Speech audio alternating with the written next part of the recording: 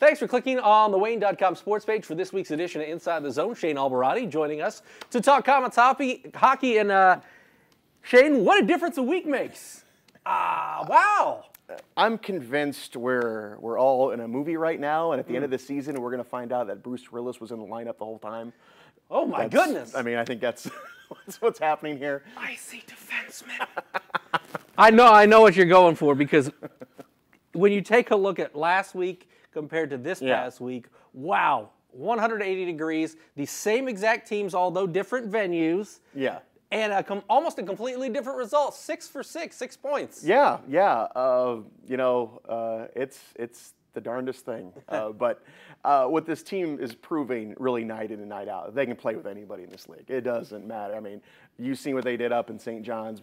We played Cincinnati very well all season long. So this team is proving that when they all get it together, that this team can be one of the best in the league. And speaking of when they all get it together, ECHL trade deadline was last week. It was on Thursday. We saw a lot of moves for the Komets, not only in terms of trades, finishing off some trades, but in terms of getting a guy back from the AHL that makes a big difference in this Komets lineup, although they did lose one to the AHL.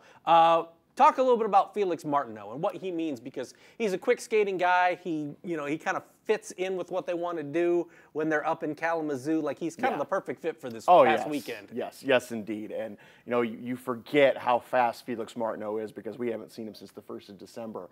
And he showed it in Kalamazoo, a team that can really skate. And he was blowing the doors off a lot of guys. So he brings a totally different dynamic to this team. And he scored the game winner in overtime up in Kalamazoo, and he did it so fast I missed it. I mean, he was so fast.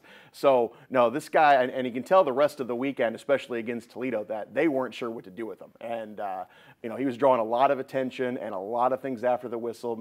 He's not the biggest guy, so some of the bigger guys were trying to I think intimidate him a little bit, but he's a guy who's not going to back down. So no, Felix Martineau, boy, he brings a lot to this team, and I hope he's able to stick around now for the rest of the season. One guy who had a really solid week, Mason Baptista. It started on Wednesday night, a couple of goals, including what turned out to be the game winner, although Gary would not have liked it to be that close.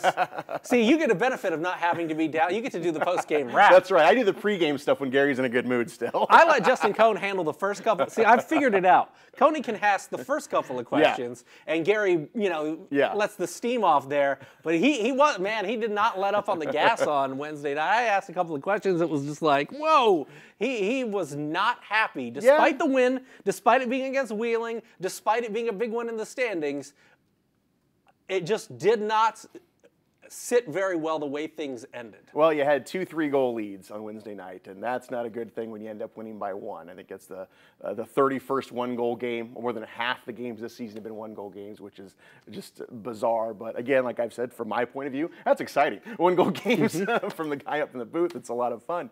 But no, I can understand why Gary was definitely upset. And the team, we righted the ship, coming into the weekend, and got 2 more big wins. What was the biggest difference between the week before and then the week we just saw, knowing that you were playing, the same competition, the same 3 teams? I think getting Felix Martineau, boy, he was a big difference. But again, you got beat up on Saturday. We will not speak of that, what happened last Saturday. But sometimes, you got to hit that bottom, and I think that maybe was what happened. The guys kind of like, well, we can't have that happen again, or even come close to that again.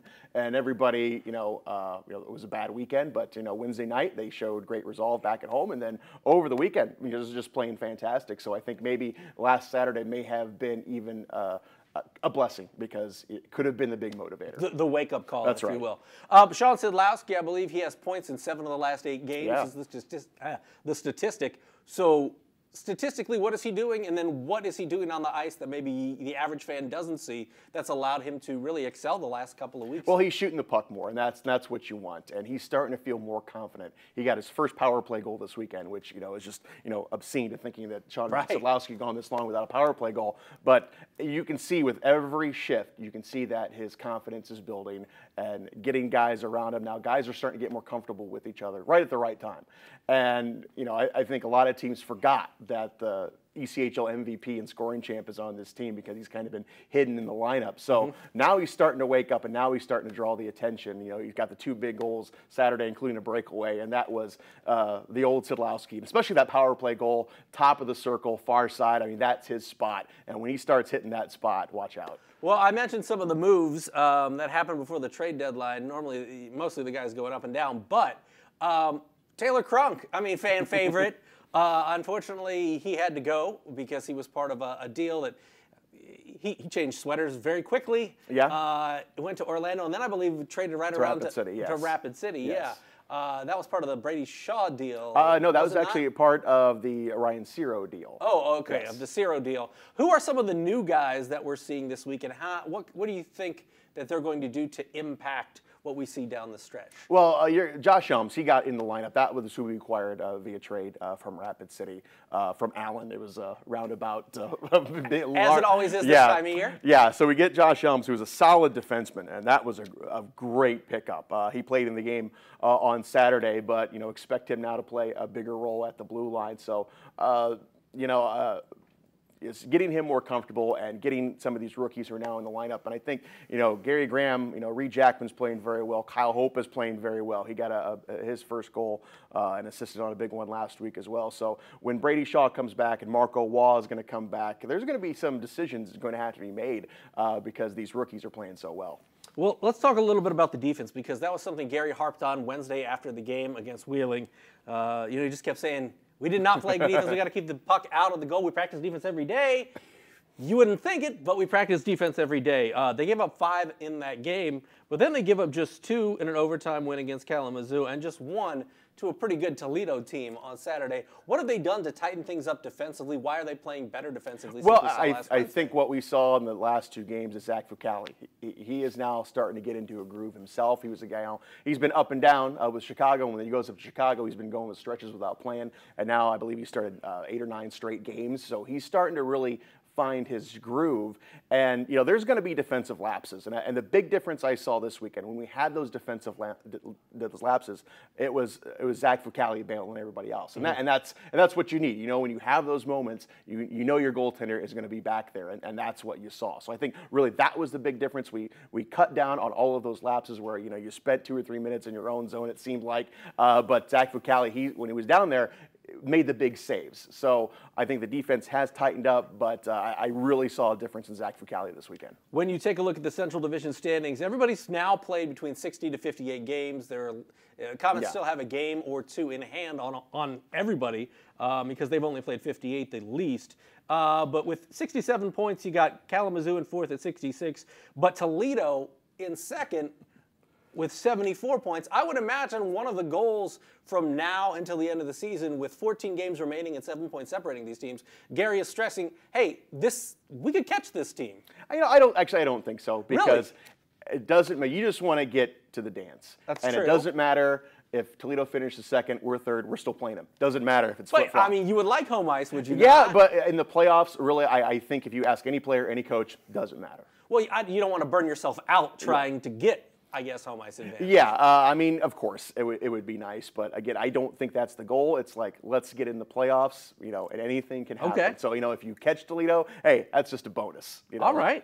Okay, well, we'll talk about this week then, because you've got all road games this week. Cincinnati, you're talking about the #1 team in the Central Division at their place, although Komets have played Cincinnati pretty well this season. Yeah, one of the few teams, maybe still the only team, I'd have to check, to beat Cincinnati in regulation in their own building. Wow. They have been really good at US Bank Arena, but the Komets have played them well, got 1 win there and a shootout win there as well. Played them really good, you know, 4-4 against the best team in the ECHL. So, you know, there's certainly not an intimidation factor there, and getting Felix Martineau back too, because they're also a speedy bunch there in Cincinnati. That'll also help as well. But then you go up to Brampton for 2.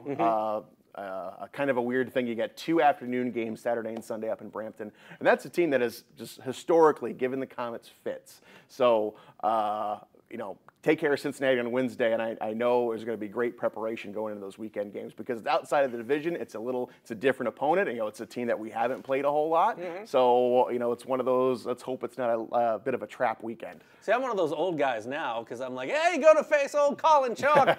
And, like, the players on this team will be like, I have no idea what you're talking about. Right. Isn't he the coach? And I'm like, yeah, he was pretty good when he was in Fort Wayne. But so there is a little, I don't want to say, it's not animosity, just a little excitement to play somebody that you're so familiar with. It's just another postscript. It's just another cool piece of the theater. Yeah, that you've got Colin Chalk on the other side. But I'm thinking, the players, they don't know about all that stuff. Not at this point. Anyway. They had enough turnover since he played that they really don't. So kind of wrapping things up, what do you want to see from the team this week? You got the 3 road games. You're coming off a 6-point week. Everything is rolling. You never want to peak too early, but it's nice if you could sustain that type of success. Yeah, it's just keep the momentum. We've won 3 in a row, and this seems to be kind of like the wall moment. You get 3 in a row, and then we have 3 bad games. So it's like we need to obviously avoid that. So keep up what we did this weekend, which is keeping the puck out of your own zone. Zach Fucali played great, so goaltending was a premium, and you got timely goal scoring. I mean, J.C. Campagna, 31 goals this season. Very quietly has got 31 goals this season. Mason Baptista, he's the king of the greasy goals right in front of the net, and he got a few this weekend. So Mason Baptista, he's starting to find his game as well, and that's basically what it is. These guys are now starting to find each other, and like I said, I mean, this team can play with any team in this league when everybody is on the same page, and everyone is now starting to get there. All right. Well, it should be a very interesting week. Again, 3 games on the road, but we'll be back here Monday to talk Komets hockey on Inside the Zone.